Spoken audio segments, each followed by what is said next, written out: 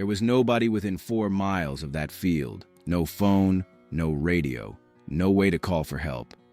If he died out there, his wife wouldn't know until noon, maybe later. It was a Tuesday morning in May, 1973. He'd been plowing since sunup. The sky turned wrong around 9:30, that green-yellow color that farmers learn to read fast. He thought he had time to finish the row. He didn't. The bolt carried somewhere between 100 and 300 million volts. The air around it reached 30,000 degrees Celsius, 5 times hotter than the surface of the sun. It was on him before the sound, before the smell, before anything. He woke up on the ground next to his tractor. The plow was scorched, the radio antenna was gone, but 4 rubber tires sat exactly where they'd always been, and he was breathing. 1 minute made the difference. Sometimes that's all it is. If these stories mean something to you, if you grew up watching skies like that, if you knew someone who worked alone in those fields, tell me where you're from. Drop a city and a state in the comments. I want to know where you're watching from. I want to know where this story is landing. Subscribe if you haven't. Share it with someone who remembers what it meant to work in weather. These are the stories that deserve to be told, and the only way they get told is if you help carry them. I'm Spencer Cooper. I'll see you next time. My name's Spencer Cooper. I was young when this happened. I remember it. And I want to tell you why those tires saved his life, and what that man did with the years he almost didn't have. The man's name was Kenneth Schultz. He farmed just outside of Benton County, Iowa. German family. 3 generations deep in that soil. His grandfather had broken that ground before the First World War. His father had held it through the Depression, through the Dust Bowl years, through times when holding on was the only victory available. And by 1973, Kenneth, 41 years old, built like a man who'd spent 20 years behind iron, was running one of the largest row crop operations in that part of the county. More than 700 acres of corn and soybeans. 2 full-time hired men in the busy seasons. A reputation that carried weight at the co-op, at the elevator, at the Farm Bureau meetings where men talked about prices and policy, and what the government was doing or not doing. He had worked for this, every bit of it. And in the spring of 1973, everything looked like it was going to keep getting better. Drop a comment right now. Where are you watching from? State and city? I want to know where these stories are landing. The year 1973 was, for the Iowa corn farmer, a moment that felt almost too good to believe. The Russians had bought grain, lots of it. The summer before, 1972, the Soviet Union had quietly negotiated one of the largest grain purchases in history from the United States, roughly 440 million bushels of wheat, plus enormous quantities of corn and soybeans, all while American farmers had no idea the deal was being made. The Soviets bought early and low. By the time word got out, the market had already moved. Corn that had been sitting at $1.15 a bushel in August of 1972 was pushing $2.68 by August of 1973, a 133% increase in 12 months. Earl Butz, the Secretary of Agriculture under Nixon, had one message for American farmers: plant everything, fence row to fence row. The world needs your corn. The world needs your beans. Plant what you can, and then plant more. Kenneth Schultz didn't need to be told twice. He had bought an adjacent quarter section the year before, 160 acres that his neighbor had finally agreed to sell after years of conversations over fence lines and at the grain elevator. That land needed plowing. That land needed to start earning. And on the morning of May 15th, 1973, Kenneth Schultz climbed up into his brand new John Deere 4430 and drove out to break that ground, the 4,430. It is worth stopping here for a moment, because if you know anything about farm equipment, you know what that machine meant in 1973. John Deere had introduced the Generation 2 series that year, and the 4430 was the heart of the lineup. 125 horsepower at the PTO, 6-cylinder turbocharged diesel, 404 cubic inches, manufactured in Waterloo, Iowa. And Kenneth had taken some satisfaction in that, buying Iowa iron for Iowa ground. The sound guard cab was the thing people talked about most. Enclosed, climate-controlled, glass on all 4 sides, a radio, a seat that adjusted, Before the sound guard, a man spent 12 hours on a tractor breathing dust and diesel fumes, and whatever the sky decided to throw at him. The sound guard changed that. It was the future of farming, and in the spring of 1973, Kenneth paid somewhere around $15,000 for his, a sum that would have seemed like a joke 10 years earlier, but with corn at $2.68 a bushel, with 700 acres of ground, with a banker who was practically begging him to borrow, it made sense. It made perfect sense. He left the farmstead around 5:45 that morning. Dorothy, his wife of 16 years, had put coffee on the table and asked him to wait, just for a little while. The sky to the northwest looked wrong to her. She had grown up on a farm, too. She knew what Iowa skies could do. Kenneth looked out the window, looked at his watch, looked at the calendar. He had that quarter section to finish. The planting window was narrow. Every day of preparation mattered. "I'll be done by noon," he told her. He kissed her on the cheek, filled his thermos, and drove out to the field. Now, there is something particular about a man in his early 40s who is doing exactly what he was built to do. Kenneth Schultz was not a reckless man. He was not careless. He had farmed through injuries and bad weather and mechanical breakdowns, and years when the prices went the wrong direction. He understood risk the way any farmer understands it, not as something to ignore, but as something to manage, to work around, to accept as part of the life.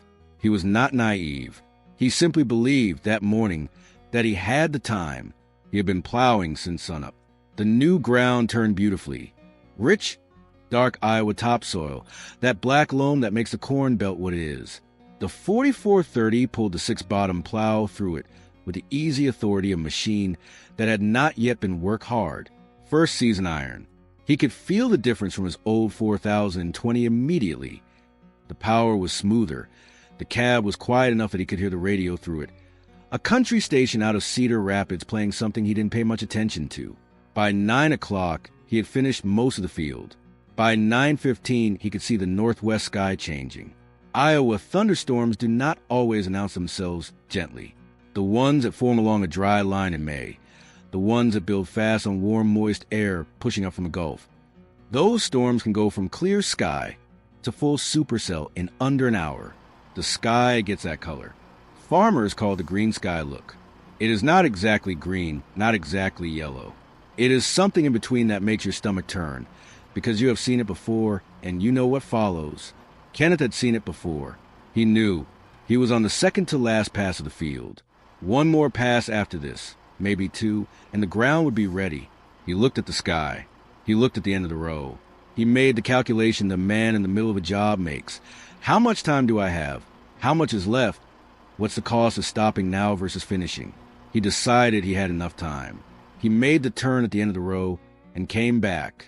That was a decision. Not a bad decision. Not a reckless one. Just the kind of calculation a farmer makes 100 times a season. Usually it works out. On May 15th, 1973, it didn't. The storm moved faster than he expected. By 9:25, the sky to the northwest had gone from that warning color to full dark. He could see the curtain of rain in the distance, a gray wall coming across flat Iowa farmland with nothing to slow it down. He started thinking about turning for home. He was at the far end of the field, the end most distant from the road, farthest from any building, 1.5 miles from his farmstead. He started his last pass. The lightning hit before the rain arrived. That is how it works sometimes. The leading edge of a storm cell throws bolts ahead of itself. Scouts of electricity probing the ground, looking for the tallest point in a flat landscape. On a flat Iowa field in May, before the corn is up, the tallest point is a tractor.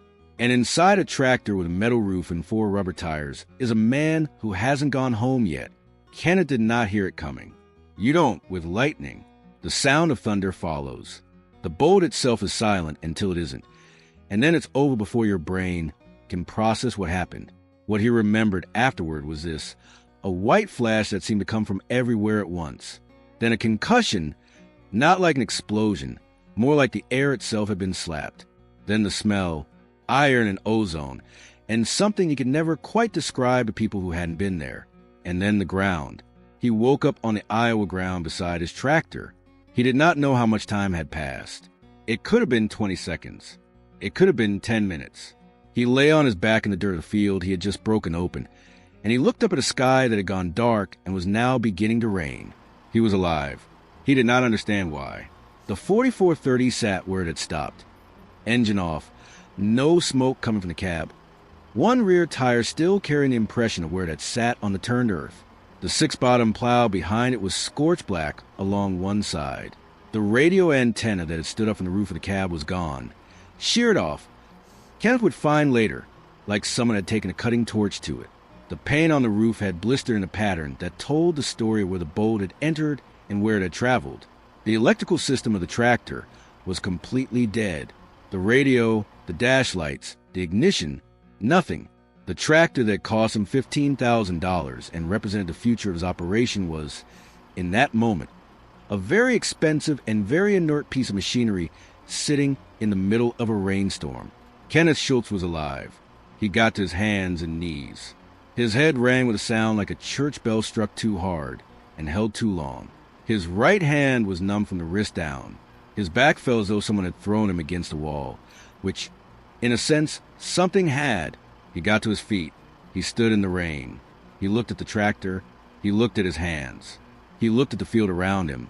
The dark turned soil, the rain beginning to pock the surface. He was alive. He started walking toward the road.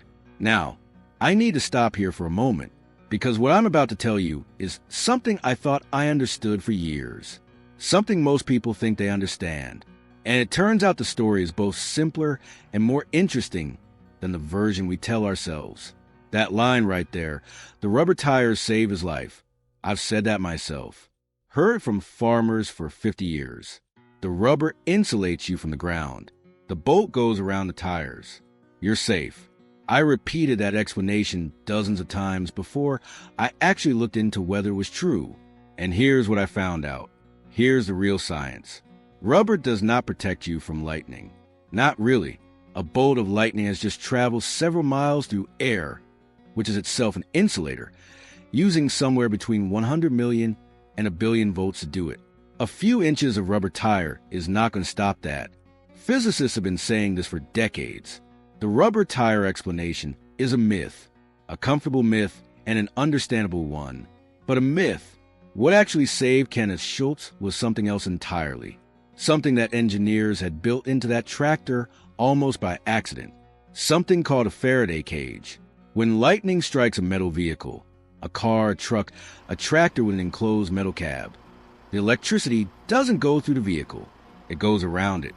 The metal frame and body conduct a charge along the outside surface, down the ground through whatever path is available, leaving the interior pocket largely protected. The bolt travels around you, not through you. That is why people inside a hardtop vehicle during a lightning storm have significant protection, not because of what's under the tires, but because of what's surrounding them. The metal shell becomes a conductor. The lightning finds a path of least resistance on the outside of the vehicle and follows it to earth. Kenneth Schultz survived because he was inside a sound guard cab, an enclosed metal cab, a cab that John Deere had designed for operator comfort, for keeping the noise and dust and weather out. That turned out, on that particular Tuesday morning in May 1973, to also be protecting him in a way that neither he nor anyone at the dealership had thought to mention. The bolt hit the tractor, likely through the antenna, the highest point, the most inviting conductor. It traveled down through the metal frame. It took out the electrical system. It scorched the plow. It left its mark on the paint and the metal. And it put Kenneth Schultz on the ground outside the cab, which tells you that the protection was real but not perfect. The event was violent enough to throw him from the cab, or he may have opened the door instinctively as the bolt hit, which would have completed a circuit through him to the ground. The details of that exact instant were never entirely clear, even to Kenneth, but he was breathing. He was walking. And that is the difference between a sound guard cab and an open station tractor. If Kenneth Schultz had been farming that field in his old 4020, the one that sat in the equipment shed, the one his father had bought used in 1965, the one with the roll bar and the open station, and nothing overhead but sky, the story would have ended differently, on an open tractor, in the direct path of a lightning bolt. With no metal enclosure around you, the charge is nowhere to go but through the tallest conducting object in the field, which is you. The Sound Guard cab was not designed to save men from lightning. It was designed to make farming more comfortable. It was designed so a man could work a 12-hour day without going home half-deaf and covered in dust. It was designed with air conditioning and a radio and adjustable lumbar support. It was a comfort feature that became, on one May morning in Iowa, a survival feature. That is the kind of thing that makes a man of faith stop and think. That line right there. I get out of bed, grab the bedpost, wait for my knees to stop screaming. That was me for 3 years after I passed 50. Figured it was just the deal you made for a lifetime of hard work.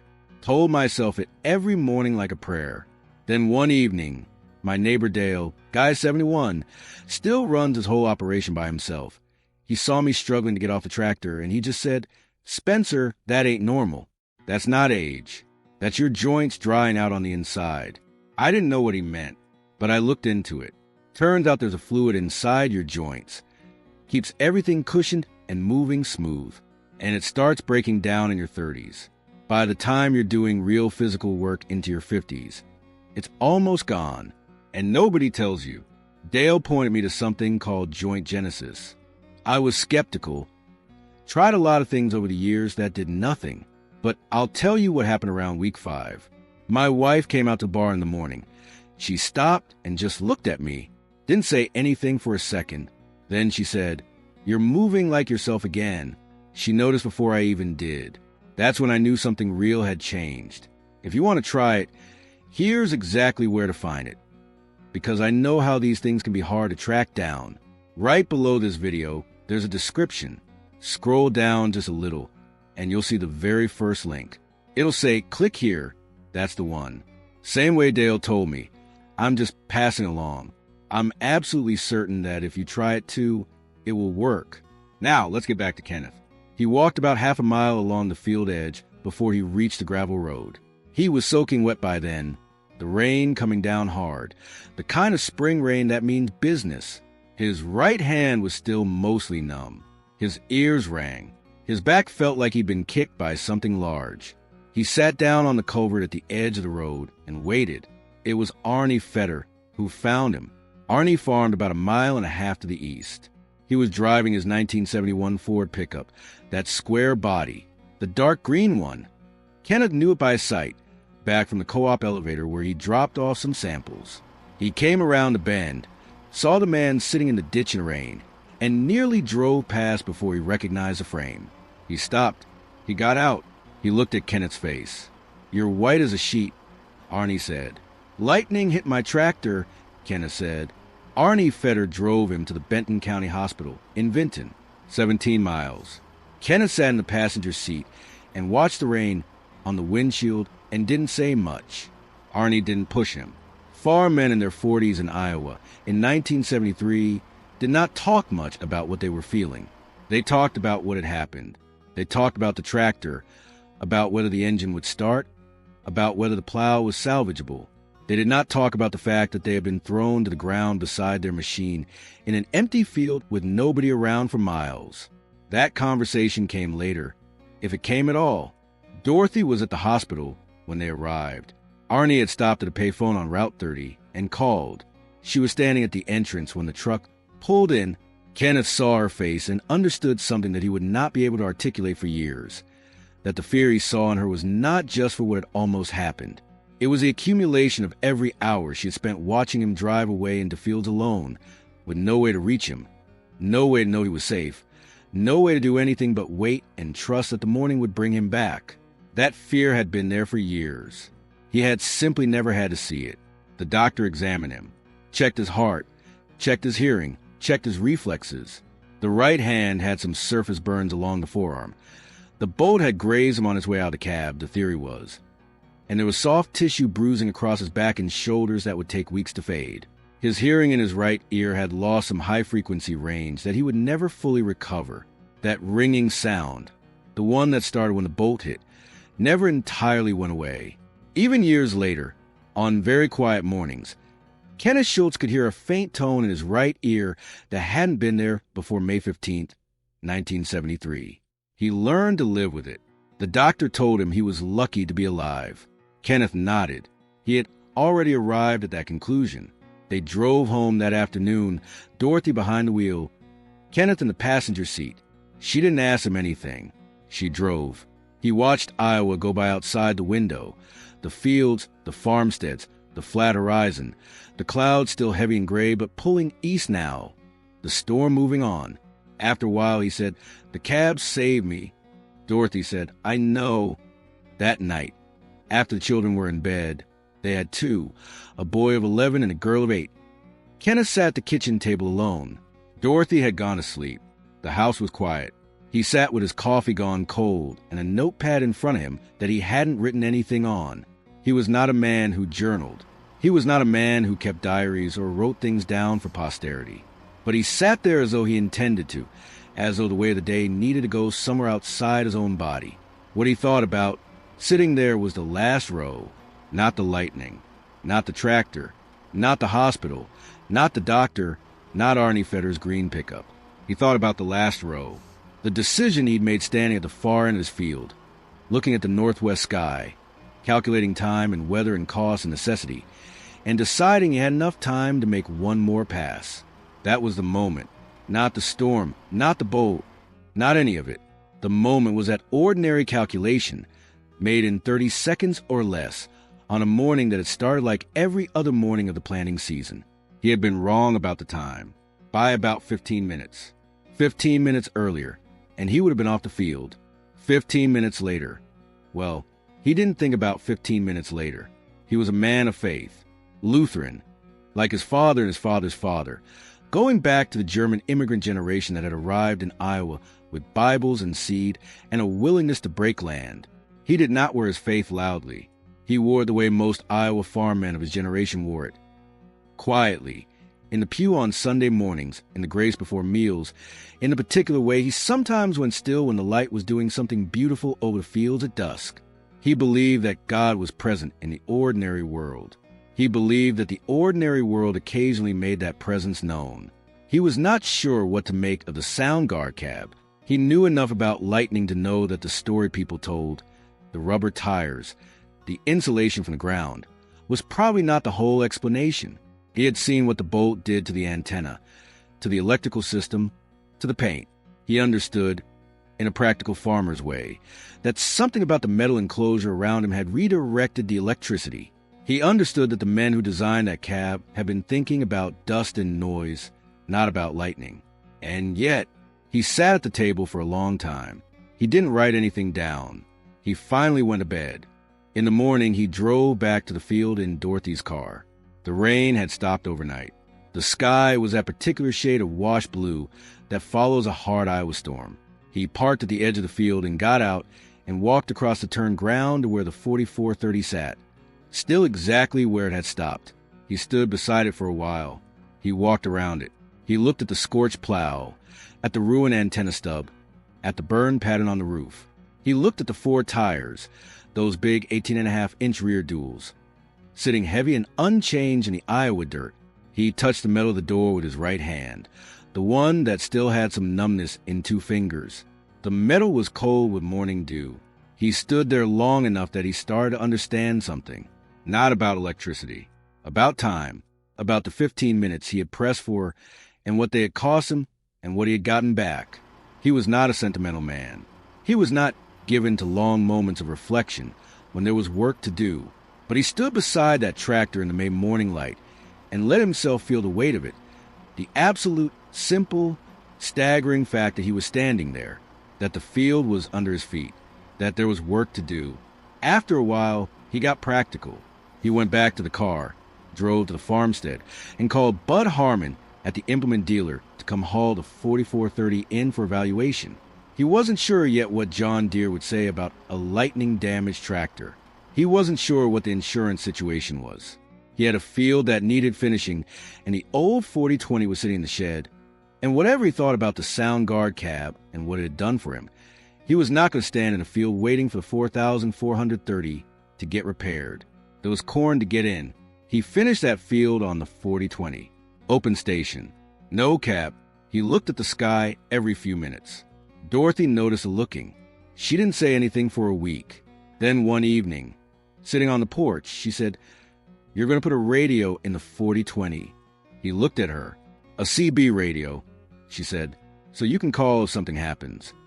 This was 1973. CB radios were a thing, but not yet the thing they would become. The trucker craze was still a year or two away, but the technology was available, and what Dorothy was asking for was not a luxury. It was a way to know, a way for a woman watching her husband drive into a field 4 miles from the house to know that he was alive at the other end of the morning. Kenneth said, all right. He bought a Cobra 19 CB unit and had it wired into the 4020 that same week. He bought a second unit for the house and taught Dorothy how to use it.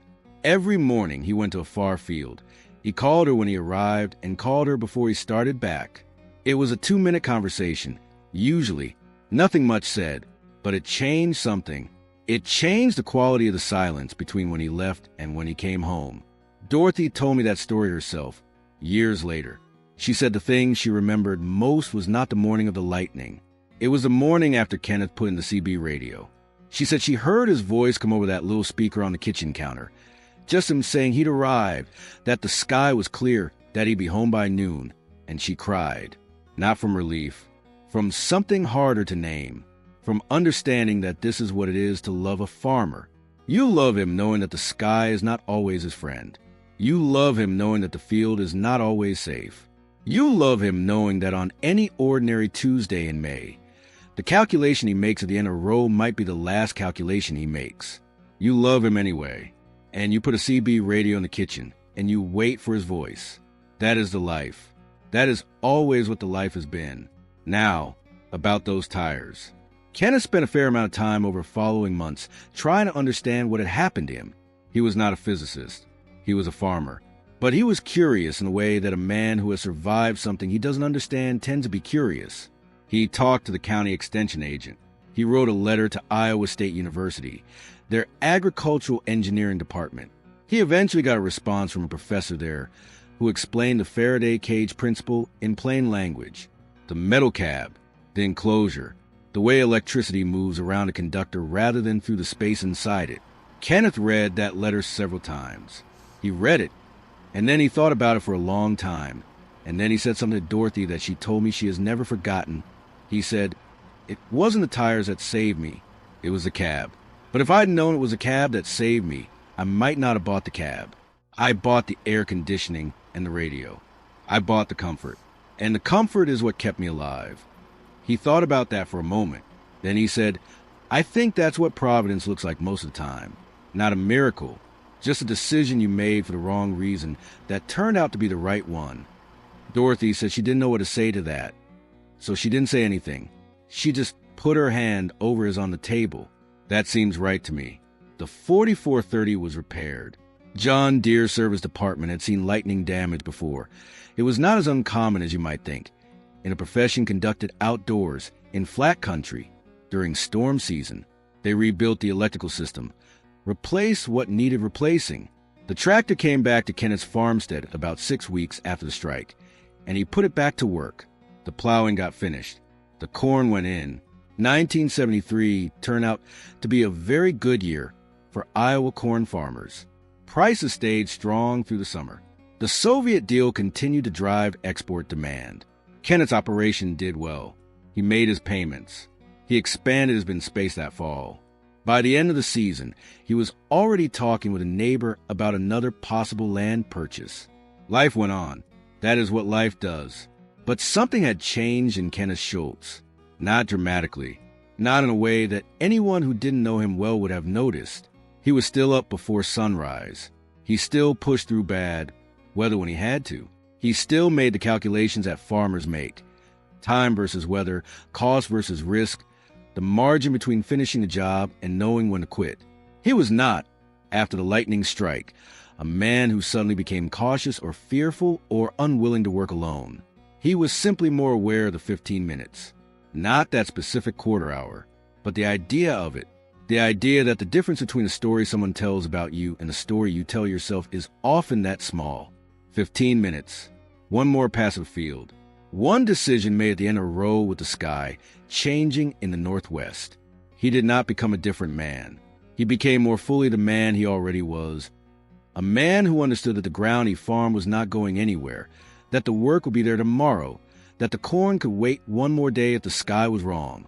He told his son that, years later.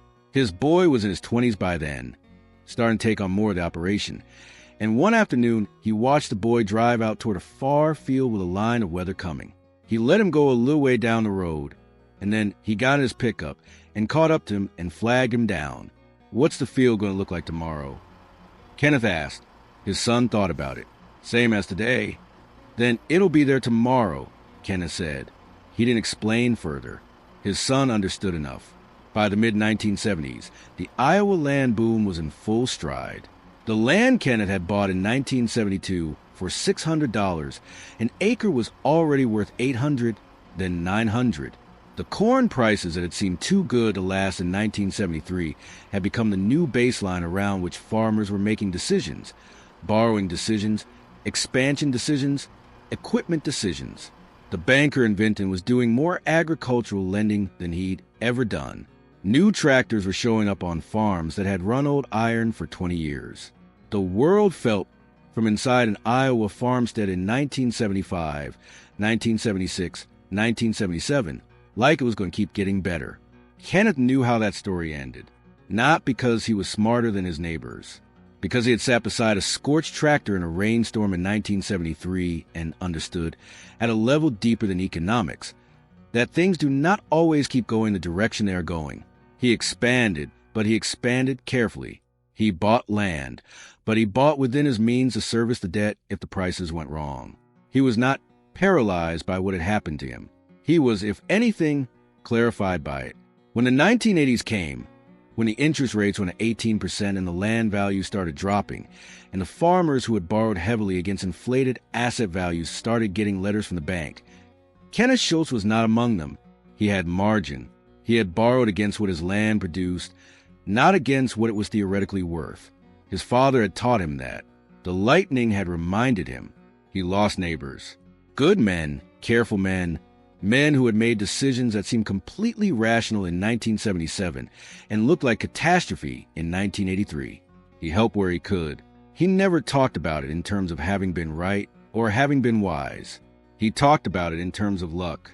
"I got lucky in 1973, he would say. Lucky the cab held. Lucky Arnie came by when he did. Lucky I had a wife who made me put in the radio. You stack enough luck, sometimes it carries you through." Dorothy would shake her head. When he said that, she had a different theory. I want to say something about Dorothy Schultz, because her story matters too, and it is easy to let the wife of a farm story become a background figure, a woman in a kitchen, waiting and worrying, defined by what she fears rather than who she is. Dorothy Schultz was not that. She was the daughter of a Poweshiek County farmer. She had driven tractors as a teenager. She knew the financial statement of the operation as well as Kenneth did. Better, in some years, because she kept the books. She had been the one, in 1972, who had pushed Kenneth to buy that adjacent quarters section before somebody else did. She had seen the Soviet grain deal on the news and understood immediately what it meant for corn prices. She was, in the language Kenneth never quite used but clearly understood, his partner. And on the morning of May 15, 1973, while her husband lay on the ground beside his tractor in a rainstorm for miles from their house, Dorothy Schultz stood at the kitchen window and watched the storm move over the county and knew something was wrong. She did not have a phone call. She did not have a radio. She had her knowledge of that sky and her knowledge of her husband and a certainty in her chest that she would later describe as the quietest panic she had ever felt. She called the neighbors. She called Arnie Fetter's wife, who didn't know where Arnie was. She called the elevator to see if anyone had seen Kenneth come through. She was on her third call when the phone rang, and it was Arnie himself from a payphone telling her to come to Benton County. She has never talked about what those minutes were like. I know that much from the people who knew her. That is hers to keep. What she talked about with me years later when I was putting this story together was the CB radio, the Cobra 19 on the kitchen counter, the way it became, over the following years, the rhythm of their mornings, his voice in static, telling her where he was, telling her the sky was clear. She said it was the most useful $16 Kenneth ever spent. She said she cried the first morning she heard it. She said she cried about it for reasons she still isn't sure she can explain. I think I understand it. I think most people who have ever loved someone who works in dangerous conditions understand it. It is not a dramatic thing. It is a small bridge between worry and relief, built every morning, taken for granted every morning, missed terribly if it ever goes quiet. The CB radio sat on that kitchen counter for many years. When the children were grown and the operation was eventually passed along, Dorothy kept it. She didn't know exactly why. She just did. Kenneth Schultz farmed until his mid-60s. He retired in the mid-1990s, handed the operation to his son, moved to a smaller place on the edge of the farmstead where he could still see the fields but didn't have to carry the weight of them every day. He lived until 2011. He was 78 years old. His son told me that in all the years of farming together, in all the conversations about equipment and debt and weather and prices and the things that make a farm work or don't, his father talked about the lightning strike maybe 4 or 5 times. Not as a landmark event, not as a story he was proud of, more as a reference point. The place in the conversation where he would say, quietly, that some things you can calculate and some things you can't, and the wisdom is in knowing which is which. He also said that his father never, in all the years after 1973, drove a tractor without a covered cab, not because he was afraid, because he had learned something about the difference between comfort and survival, and how sometimes those two things are the same thing wearing different names. The last thing he told me, the last thing worth passing along, was this. He said his father used to say that on the morning of May 15th, 1973, John Deere saved his life. Earl but saved his life. Arnie Fetter saved his life. Dorothy saved his life. God saved his life, if you believe in that, and Kenneth did. And somewhere in the middle of all of that saving, Kenneth Schultz saved his own life just by deciding he needed a tractor with a cab because it was quieter and had air conditioning. He said, Dad always figured that was the funniest part. That comfort turned out to be the point. I have thought about that for a long time. There is something in it that feels true about farming and about life in a way that is hard to put into words. The way the decisions we make for the ordinary reasons turn out to be the ones that matter. The way we invest in things for comfort and convenience, and they become, on one particular morning, the difference between a story that gets told and a story that never gets finished. Kenneth Schultz finished his story. He got to see his children grown. He got to see his grandchildren in those fields. He got to see the corn go in every May for 30 more years. And on most of those mornings, I imagine he looked at the sky to the northwest and felt something that was not quite fear and not quite gratitude, but lived somewhere between the two. That's what I wanted to tell you today.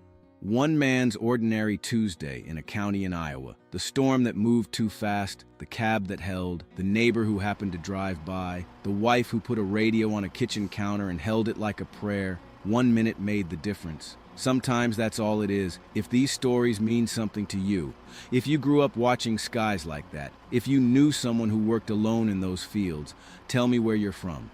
Drop a city and a state in the comments. I want to know where you're watching from. I want to know where this story is landing. Subscribe if you haven't. Share it with someone who remembers what it meant to work in weather.